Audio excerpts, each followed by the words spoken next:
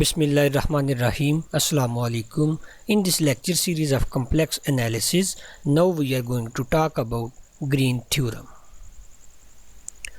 Green theorem को discuss करने से पहले हम यहाँ पे दो डेफिनेशंस देख रहे हैं. एक है सिंपली कनेक्टेड रीजन और दूसरी होगी multiply connected region. Simply connected region, a region in which every closed curve can be shrunk to a point without passing out of the region, then the region is called simply connected region. R. A region R is simply connected if we draw a closed curve in it, that is there is no hole in the region. Means ये जो आपको boundary नज़र आ रही है, ठीक है, इस सारी के अंदर जो है जो भी आपका फंक्शन होगा वो फंक्शन एनालिटिक होगा. ये जो ब्लैक कलर में बाउंड्री नज़र आ रही है इसके अंदर का रीजन जो है ये ऐसा रीजन है जिसके अंदर आपका फंक्शन जो भी गिवन होगा वो एनालिटिक फंक्शन हो. तो फिर आप क्या करें, इसके अंदर ये क्लोज्ड कर्व ड्रा करें, जैसा कि ये हमने ये रेड कर्व ड्रा की हुई है जिसको हमने सी से डिनोट किया हुआ है.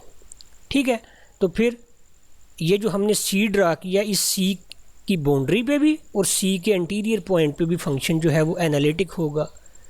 इसका मतलब क्या है कि ये जो आर है, आर के अंदर कोई भी ऐसा रीजन मौजूद नहीं जहाँ पे फंक्शन आपका एनालिटिक ना हो, यानी हर एक पॉइंट पे फंक्शन एनालिटिक होगा. इसका मतलब क्या है कि इसके अंदर कोई होल नहीं आ रहा. होल मीन कि कोई ऐसा पॉइंट नहीं नज़र आ रहा जहाँ पे फंक्शन आपका एनालिटिक ना हो. तो चूँकि इसके अंदर होल नहीं है इस वजह से इस रीजन को हम कहेंगे कि ये सिंपली कनेक्टेड रीजन है. ठीक है, तो ये हमने लिखा F of G is not analytic outside of R. ये आर के आउटसाइडर पॉइंट, ये जो हमने रेड जो है ये डैश लाइन जो है वो ड्रा की हुई है, यहाँ पे फंक्शन एनालिटिक नहीं है. F of G is analytic everywhere in R, जबकि आर के अंदर हर जगह पे फंक्शन जो है वो एनालिटिक है.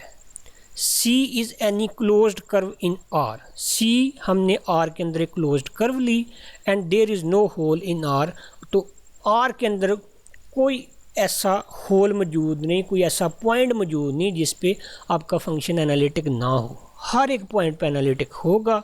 तो फिर हम आर को कह सकते हैं कि आर रीजन जो है ये जो ब्लैक बाउंड्री वाली है ये सिंपली कनेक्टेड रीजन है.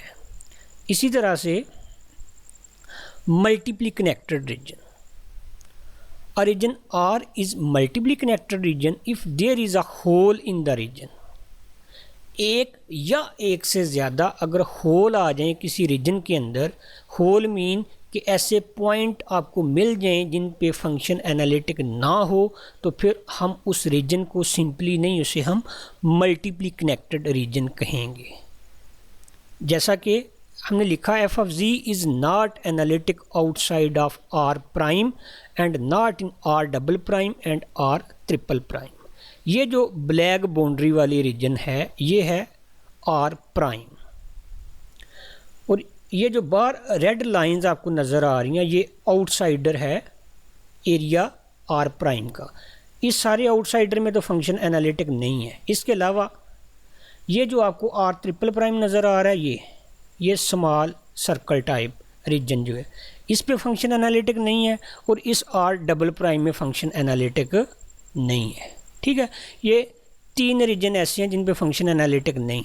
एक ये आउटसाइडर आर प्राइम का, ब्लैक बाउंड्री का आउटसाइडर, एक ये आर ट्रिपल प्राइम और एक ये आर डबल प्राइम.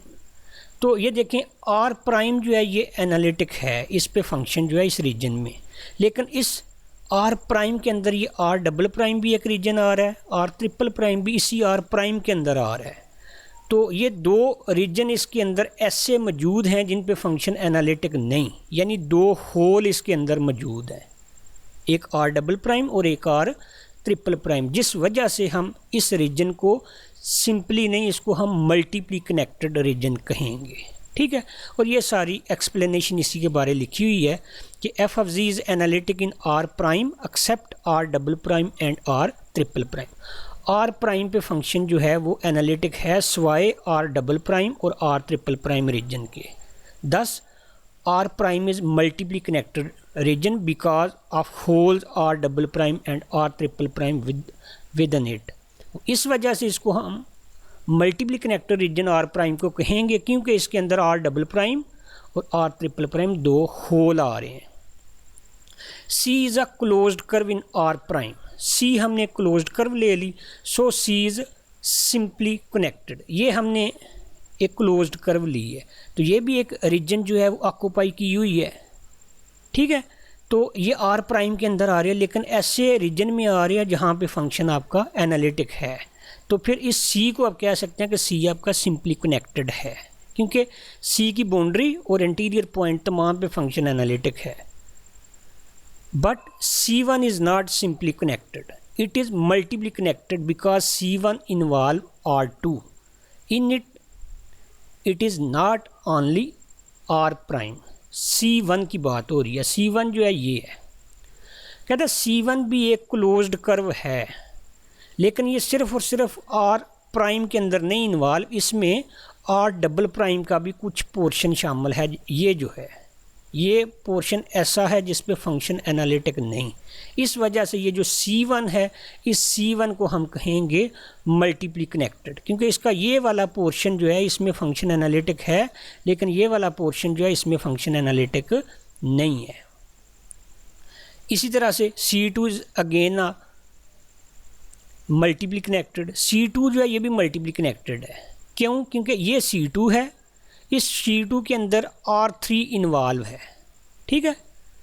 C2 के अंदर R3 इन्वॉल्व है, इस वजह से C2 जो है ये भी सिंपली कनेक्टेड नहीं, ये भी मल्टीपली कनेक्टेड रीजन है।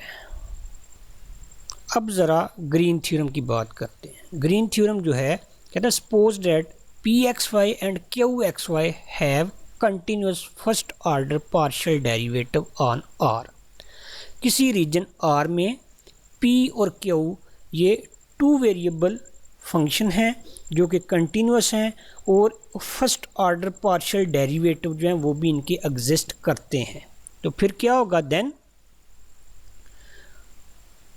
Integral along contour P dx plus Q dy is equal to double integral along any region R partial Q by partial x minus partial P by partial y dx dy।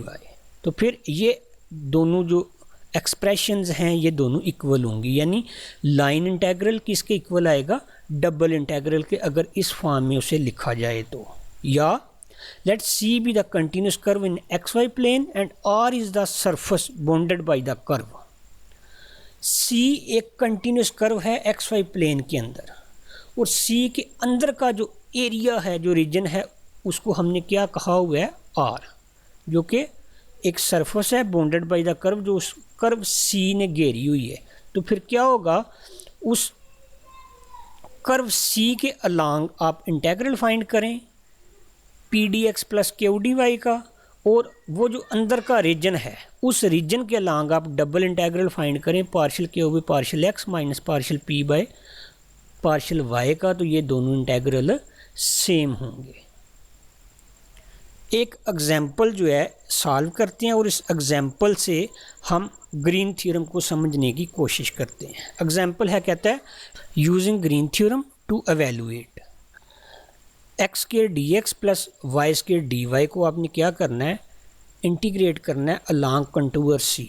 और C क्या है? सी कहता है एक closed path है form by y equal to x and y equal to x cube. ये आपके पास दो कर्व हैं, एक वाई इक्वल टू एक्स है, एक y equal to x cube है, फ्रॉम 0 0 टू 1 1। ये आपने क्लोज्ड कर्व जो है वो ड्रा करनी है, और फिर उसके अलोंग आप क्या करें?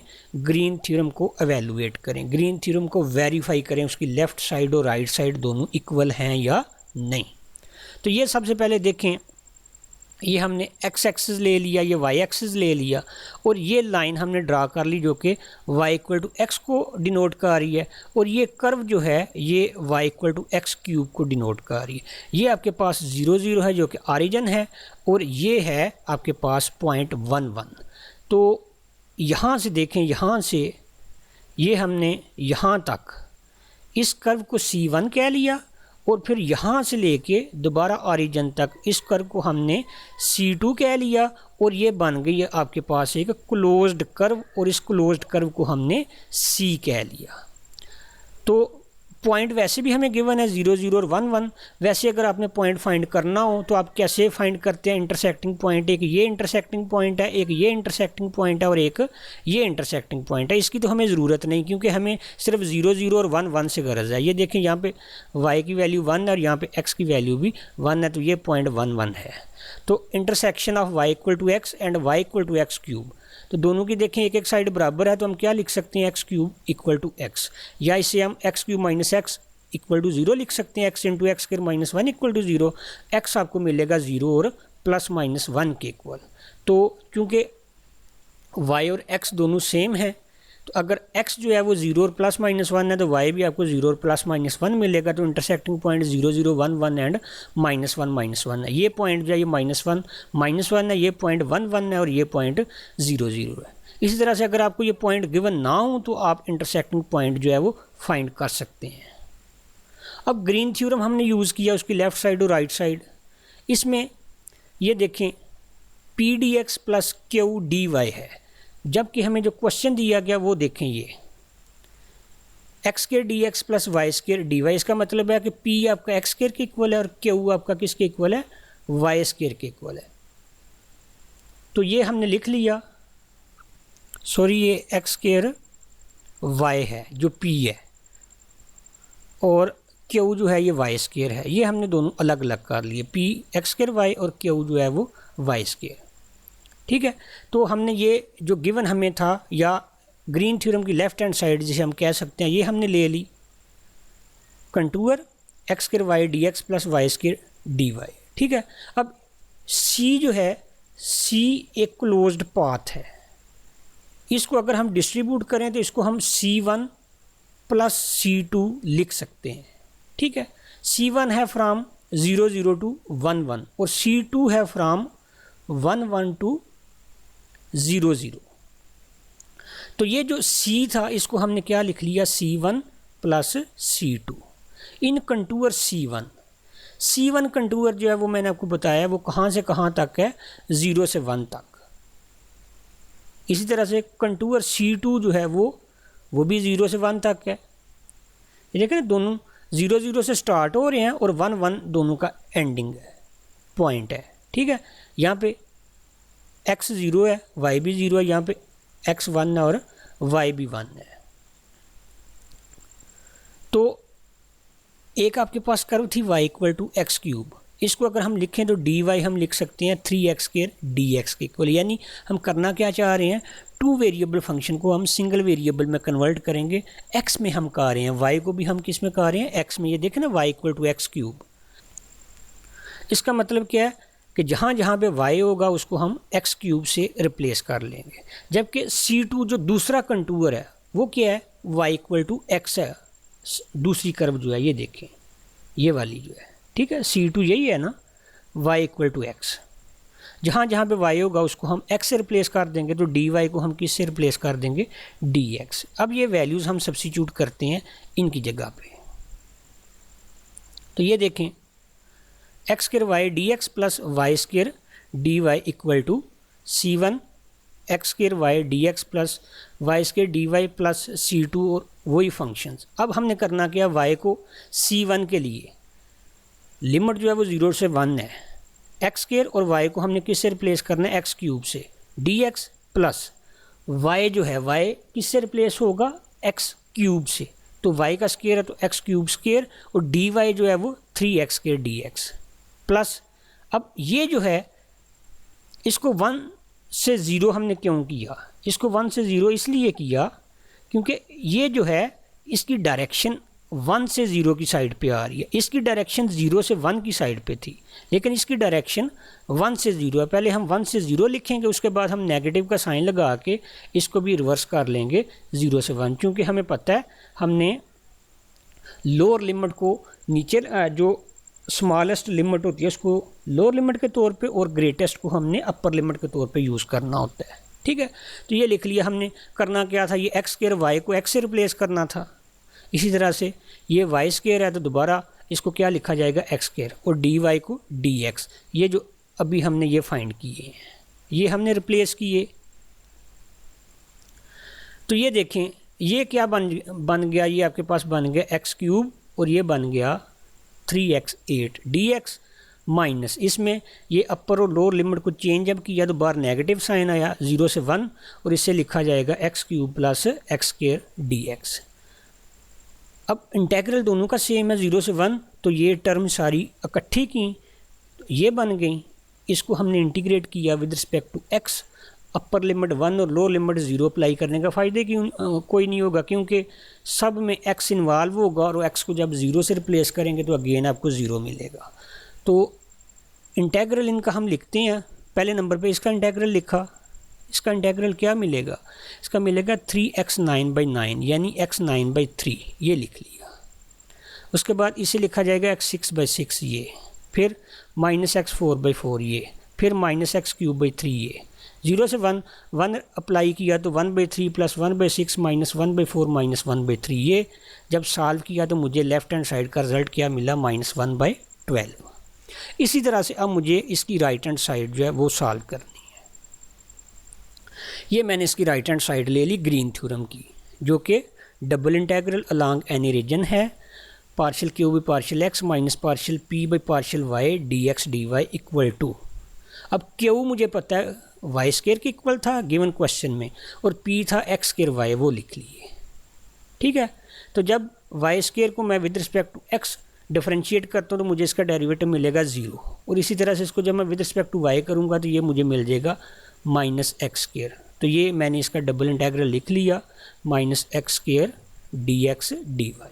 Hair R is the surface bounded by C, और वो सरफेस है जो सी ने बाउंड की हुई है, सी का इंटीरियर पोर्शन जो है।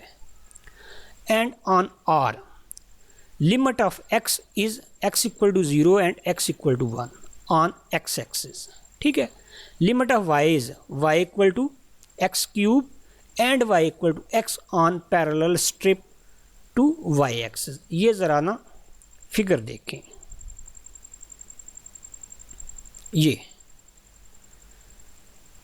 ये था आपके पास C और ये जो C का ये वाला पोर्शन है ये है आपका R, ये कैपिटल R है।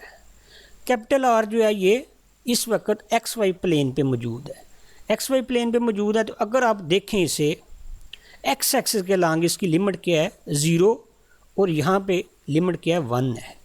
ठीक है, और अगर Y एक्सिस के लॉन्ग आप देखें तो आपको क्या करना पड़ेगा, यहाँ पे पैरेलल स्ट्रिप जो है वो बनानी पड़ेंगी ऐसे। ठीक है, जैसे एरिया हम फाइंड करते हैं तो हम उसके अंदर क्या करते हैं, रेक्टेंगुलर जो है रेक्टेंगल्स ड्रा कर लेते हैं, रेक्टेंगुलर बार ड्रा कर लेते हैं। ठीक है, तो जिनको हम कहेंगे strip parallel to y x. अब एक अगर आप स्ट्रिप यहाँ पे ऐसे ड्रा करते हैं, ठीक है, तो उसमें वाई की वैल्यू क्या है, यहाँ ये वाला भी यूज़ होगा पोर्शन, ये वाला भी होगा। इधर ये बना हुआ है y = x³ से, ये बना हुआ है y = x से।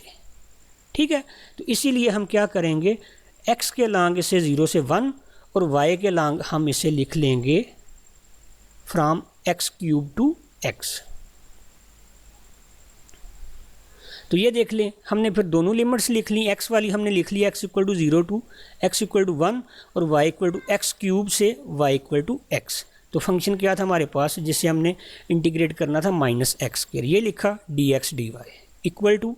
अब ये तो फंक्शन ऑफ x है, पहले हम क्या करते हैं डबल इंटीग्रल को विद रिस्पेक्ट टू y करेंगे इंटीग्रेट, फिर विद रिस्पेक्ट टू x करेंगे। तो अगर हम इसको विद रिस्पेक्ट टू y करते हैं तो मुझे इसका इंटीग्रल क्या मिलेगा, इसको मैं तो वैसे विद रिस्पेक्ट टू y ये मेरे पास कांस्टेंट है, इसको मैं बाहर निकाल लेता हूँ। तो इसको मैं ऐसे लिख लूँगा y = x³ y = x dy और dx को मैं अभी अलग रहने दे रहा हूँ। अब मैं इसको जब इंटीग्रेट करता हूँ 1 को तो मुझे 1 का इंटीग्रल अलोंग y जो है वो मिलेगा y। उसमें जब मैं अपर और लोअर लिमिट अप्लाई करूँगा, ये मैंने किया ना, इसे 1 को इंटीग्रेट किया विद रिस्पेक्ट टू y तो मुझे उसका इंटीग्रल क्या मिला y। लोअर लिमिट है x³ और अपर लिमिट है x। ठीक है, तो जब ये अप्लाई की तो एक्स स्क्वायर तो साथ ऐसे ही है, इसमें जब अप्लाई की लोअर और अपर लिमिट जो ये मिलेगा x minus x cube D x. अब इनको मल्टीप्लाई कर लिया तो ये बना x5 माइनस x3 बार वाले माइनस की वजह से। तो ये सिंगल वेरिएबल रह गया, इसको आप विद रिस्पेक्ट टू x करते हैं, विद रिस्पेक्ट टू x किया तो ये मुझे इसकी जो इंटेग्रल की वैल्यूज़ मिली। अपर लिमिट अप्लाई की, लोअर लिमिट से तो फ़ायदे कोई नहीं होगा, अपर लिमिट अप्लाई की तो 1/6 minus 1/4 equal to 2 minus 3/12 equal to minus 1/12। और ये वही रिजल्ट है जो आपको लेफ्ट हैंड साइड का रिजल्ट मिला था। ठीक है, तो ग्रीन थ्योरम जो है उसका काम क्या है, उसका काम है कन्वर्टर का। वो क्या करता है, वो लाइन इंटेग्रल को सरफेस इंटेग्रल में जो है वो कन्वर्ट कर देता है। एक और एग्जांपल देखें, using Green theorem to evaluate, क्या एवेल्यूएट करना है हमने, x y plus y square d x plus x square d y along contour C. और सी क्या है, C is the closed path है formed by y equal to x and y equal to x square. एक curve है आपके पास y equal to x, दूसरी है y equal to x square from 0 0 to 1 1। तो सबसे पहले तो हम इसकी फिगर देखते हैं। वाई इक्वल टू एक्स जो है वो ये लाइन है, ठीक है, और y equal to x square ये आपके पास पैराबोला है। हमें क्या चाहिए, हमें चाहिए सी जो क्लोज्ड पाथ है, ये क्लोज्ड पाथ आपको मिल रहा है। ठीक है, इस लेना कहाँ से कहाँ तक है, 0 0 से 1 1, ये 0 0 है और ये आपके पास 1 1 है। इसी तरह से ये जो है ना, जो y equal to x square का पार्ट है इसे हमने C1 और जो y इक्वल टू एक्स का पार्ट है इसे हमने C2 कह लिया। ठीक है, इसकी डायरेक्शन जो है वो अपवर्ड, इसकी डायरेक्शन डाउनवर्ड। यहाँ से स्टार्ट हुआ और दोबारा इधर ही पहुँचा है। ठीक है, तो ये जो क्लोज्ड पाथ बन रहा है, इस क्लोज्ड पाथ को हमने क्या कह लिया, C। और इस क्लोज्ड पाथ का जो ये इंटीरियर पोर्शन होगा उसको हम कैपिटल R कह लेंगे, जो कि राइट हैंड साइड के लिए हमें ज़रूरी होगा। ठीक है, दोबारा से इंटरसेक्टिंग पॉइंट के लिए क्या करते हैं, इंटरसेक्टिंग पॉइंट हमने फाइंड किस किस के करने हैं, y इक्वल टू एक्स और y equal to x square के। तो इसे हम चूँकि लेफ्ट हैंड साइड दोनों के सेम है तो लिख सकते हैं x square equal to x, x square minus x equal to 0, x into x minus 1 equal to 0। तो x जो है वो आपको 0 और 1 के इक्वल मिल गया। तो जब चूँकि y और x सेम है, x 0 और 1 है तो y भी आपका 0 और 1 मिलेगा। तो इंटरसेक्टिंग पॉइंट आपको मिलेंगे 0 0 और 1 1। अब हम क्या करते हैं, इसकी लेफ्ट हैंड साइड को प्रूव करेंगे। पहले नंबर पे हमने क्या किया, ग्रीन थ्योरम लिख लिया, ये ग्रीन थ्योरम है। इसमें देखें P जो है, P आपके पास है x y plus y square, ये जो है x y plus y square, और ये आपके पास क्या है, Q है, जो कि एक्स स्क्वायर है ग्रीन थ्योरम को देखते हुए, क्योंकि हमें ये साइड गिवन है। ठीक है, इसको भी हमने सॉल्व करना है, इसका रिजल्ट फाइंड करना है। फिर हम इसकी हेल्प से ये भी लेंगे, इसे भी सॉल्व करेंगे और इसका रिजल्ट भी देखेंगे कि दोनों का रिजल्ट जो है वो हमें सेम मिलेगा। P हमने ले लिया, Q ले लिया, लेफ़्ट हैंड साइड हमने जो है वो पिक की, लेफ़्ट हैंड साइड में हमने वैल्यूज़ P और Q की सब्स्टिट्यूट की। ठीक है, इसके बाद हमने क्या किया, C चूँकि हमारे पास एक क्लोज्ड पाथ है जो कि C1 और C2 की हेल्प से बन रहा है, तो इसको हमने लिख लिया C1 plus C2। Contour C1 जो है, C1 आपका है y equal to x square, ये जो है ये C1 है ना, तो ये y equal to x square का पार्ट है, और ये जो C2 है ये y इक्वल टू एक्स का पार्ट है। C2 को हमने लिख लिया y इक्वल टू एक्स, जबकि दोनों के लिए x की लिमिट जो है वो 0 से स्टार्ट हो रही है और 1 तक जा रही है। तो हमने करना क्या, लाइन इंटेग्रल में हम ऐसे ही करते हैं कि 2 वेरिएबल फंक्शन को हम सिंगल वेरिएबल में कन्वर्ट करते हैं। तो जब हम C1 के अलॉन्ग चलेंगे, यहाँ देखें ना हमने 2 कंटूर लिख लिए हैं, एक C1 लिख लिया, एक C2 लिख लिया। तो जब हम C1 के अलॉन्ग चलेंगे तो हम क्या करेंगे, y को एक्स स्क्वायर से, और जब C2 के अलॉन्ग चलेंगे तो y को हम x से रिप्लेस कर देंगे। तो इसी तरह से dy हमें मिल जाएगा 2x dx, और यहाँ पे dy मिल जाएगा dx के इक्वल। ये जो वैल्यूज़ हैं ना सारी, ये हम यहाँ पे सब्स्टिट्यूट करेंगे इनमें। तो ये देखें, अभी हमने ये फंक्शंस लिखे, इसमें y को हमने एक्स स्क्वायर से और इसमें हमने y को x से रिप्लेस करना है। तो इसके लिए लिमिट थी 0 से 1, वो लिखी x इंटू वाई, वाई को हमने लिखा x square plus y square यानी x square whole square dx plus x square dy, और dy के लिए हमने क्या लिखना था, 2x dx प्लस इसकी लिमिट जो है ये चूँकि 1 से 0 की साइड पे आ रहा है तो 1 से 0 लिखेंगे, y को हमने x से रिप्लेस करना है तो x time x plus x square d x plus x square, और डी वाई को हमने क्या लिखना था इसमें सेकंड कंटूर में डी एक्स के इक्वल। इसके बाद हम क्या करते हैं, इन दोनों को सिंप्लीफाई करते हैं, सिंप्लीफाई किया तो ये मिला, ठीक है। इसमें क्या किया, इसमें हम करेंगे अपर और लोअर लिमिट को चेंज, यहाँ पे नेगेटिव साइन आएगा और इन दोनों को सॉल्व करके ये लिख लेंगे, ठीक है। अब इन दोनों को इंटेग्रल को इकट्ठा करते हैं, ये इंटेग्रल इकट्ठे कर लिए, सिंगल वेरिएबल फंक्शन बन गया, with respect to x integrate किया, अपर और लोअर लिमिट अप्लाई करेंगे, अपर लिमिट अप्लाई करने से फ़ायदा होगा, लोअर लिमिट से 0 आएगा। तो इसको जब हमने इंटीग्रेट किया तो ये फर्स्ट का इंटेग्रल मिला 3/4 x4 plus x 5/5 minus x, यानी 3x3/3 आएगा। तो वो 3 से कैंसिल हो जाएगा, जब हम 1 अप्लाई करेंगे तो ये 1 आएगा, ये बाई मिस्टेक लिखा गया है, ठीक है। तो 1 जब हम इसमें अप्लाई करते हैं तो ये मिलेगा हमें 3/4, ये 1/5 माइनस 1, ये चूँकि हमें मिलना था 3x³ सॉल्व किया तो रिज़ल्ट हमें मिला -1/20। अब हम इसकी राइट हैंड साइड लेते हैं, ये राइट हैंड साइड हमने ग्रीन थ्योरम की लिख ली, क्यू हमारे पास था एक्स स्क्वायर, पी हमारे पास था xy प्लस वाई स्क्वायर, इसको with respect to x differentiate किया तो 2x, माइनस इसको विद रिस्पेक्ट टू y किया तो -x प्लस 2y, तो बाहर वाली माइनस की वजह से -2y dx dy, ठीक है। तो इन दोनों को हमने सिंप्लीफाई किया तो ये रह गया हमारे पास x - 2y dx dy। अब यहाँ से दोबारा here r is the surface bounded by c, r जो है वो c चूँकि हमारे पास क्लोज्ड पाथ था, उसका जो इंटीरियर पोर्शन है उसको हमने कैपिटल R से डिनोट करना है। And on r limit of x की लिमिट इसमें क्या है 0 से 1, और y की लिमिट के लिए हमने क्या करना है, हमने पैरेलल स्ट्रिप बनानी है पैरेलल टू y एक्सिस। तो y एक्सिस के पैरेलल जब हम स्ट्रिप बनाएंगे यहाँ से ऐसे कोई एक स्ट्रिप आप ड्रा करके देख लेंगे तो उसकी लिमिट क्या होगी, उसमें कुछ पोर्शन इसका होगा कुछ पोर्शन इसका होगा, तो y की लिमिट होगी फ्रॉम x स्क्वायर से x, क्योंकि ये कर्व है y equal to x square के लिए और ये कर्व है y इक्वल टू x के लिए, ठीक है। तो ये देखें हमने लिख लिया x इक्वल 0 से x इक्वल 1 और y इक्वल एक्स स्क्वायर से y इक्वल टू x। तो ये फंक्शन सारा लिख लिया हमने, 2x - x - 2y dx dy।